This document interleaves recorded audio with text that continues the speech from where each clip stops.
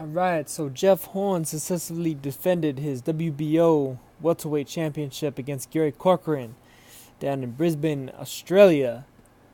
Defeated him by 11th round TKO. The Corcoran's corner wound up calling it, throwing it in the towel, so to speak, and the ref called it off, of course, on advice of the corner. It was actually a pretty gritty fight, pretty scrappy fight. Pretty, reasonably entertaining fight between these two. Horn, to me, I'd been reading reports, saying that he hadn't really been training properly for this fight. His mind was kind of all over the place. He had become a big celebrity after the big Pacquiao win, of course. So that he, wasn't necessarily training probably properly as he should be. But I think that even kind of showed just in the fact that they said that he had to lose, what was it? I think 14 or 15 pounds in a week leading up to the weigh-in, and then 8.8 pounds apparently in the 24 hours leading up to the weigh-in. He managed to rehydrate it pretty well. Didn't really look drained necessarily, but he did physique-wise, he didn't look quite as lean, lean and really ready to roll, really. Like he didn't look as in shape as he had for Pacquiao. Of course, this isn't as big of an opponent, not necessarily as huge an occasion as for Pacquiao. He was going in as the underdog. Now all of a sudden he's the favorite and he's the big celebrity and he's being interviewed probably by everybody in Australia, and he's a big star down there now. So maybe some of the hunger kind of went away for this fight. Corcoran gave him a little bit of trouble on occasion. I think a lot of it had to do with Corcoran's own size. He's a guy that typically has campaigned just above welterweight. He's campaigned pretty much as a light middleweight for much of his career, at least recently. And he looked pretty big standing next to Jeff Horn at the win, I thought. And I think that his size and his own strength was giving Horn a little bit of difficulty as the rounds pressed on. Early on, Horn looked just like he was too quick for him. He was too quick. He was pot-shotting him. Landed a lot of good shots, showing really good movement and everything. He didn't, like I said, he didn't necessarily look drained. But I think the fact that he appeared to not necessarily be in the best of shape showed up after a few rounds where Corcoran was kind of still there, and he was actually the one that was bullying Horn on occasion. He was kind of roughing Horn up, getting him into clinches, and then breaking his own clinch and hitting Horn and being able to kind of catch him and perhaps catch Horn off balance, as Horn was trying to be a little bit more agile and athletic in there.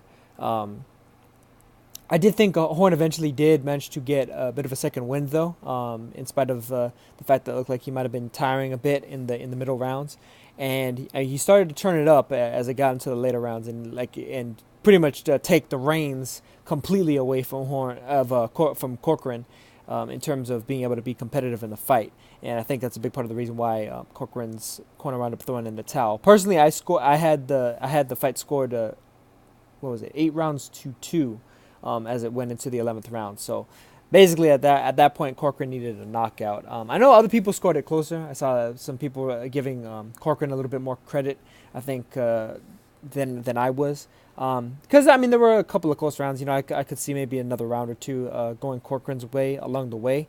But I just thought that Jeff Horn more often than not was doing the slightly cleaner work. Good in and out movement, a lot of good right hands over the top that landed. There was a couple of times where he actually appeared to buckle Corcoran with a nice left hook to the body. Really, I think he should have done that a bit more, but I think he was kind of hesitant to fight outside of his own style and tried to really just get on the inside with Corcoran, where it seemed like Corcoran was having most of his success, which is kind of ironic because Corcoran was saying that Jeff Horn was a dirty fighter and this and that, he leads with his head and stuff, and it seemed like it was Corcoran really doing a bit more of that than it was Horn. It seemed like he was kind of projecting a bit as it stood there. So it looks like the next fight is going to be Jeff Horn defending this title against Terrence Crawford, since Crawford, of course, vacated all of his belts at 140 and announced a while back now that he was moving up. Bob Arum basically said it himself there, pre-fight and right there in the arena, post-fight and all that stuff, that, Horn versus Crawford is going to be next. Horn definitely needs to take his training much more seriously than he did for this fight if he stands any chance of defeating Crawford.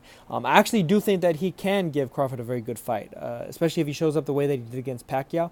I think that he turns out to be a very tough opponent for Crawford, potentially the toughest fight of Crawford's career. I think that some of the things that he does in there can actually give Crawford quite a bit of trouble. Ultimately, I do think that Crawford is one of the most talented fighters in the sport of boxing, though. One of the most skilled fighters in the sport of boxing. And ultimately, I think that he'll be able to overcome Jeff Horn.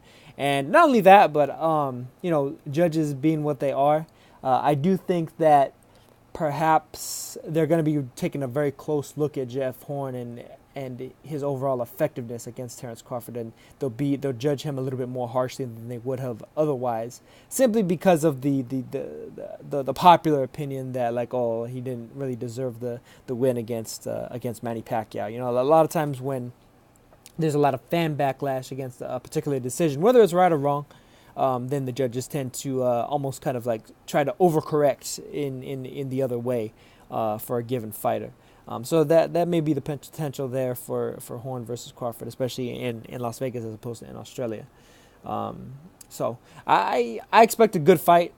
You know, I definitely expect a good fight. In spite of the fact that I favor Crawford in the fight, I think that Horn is going to provide a stern challenge.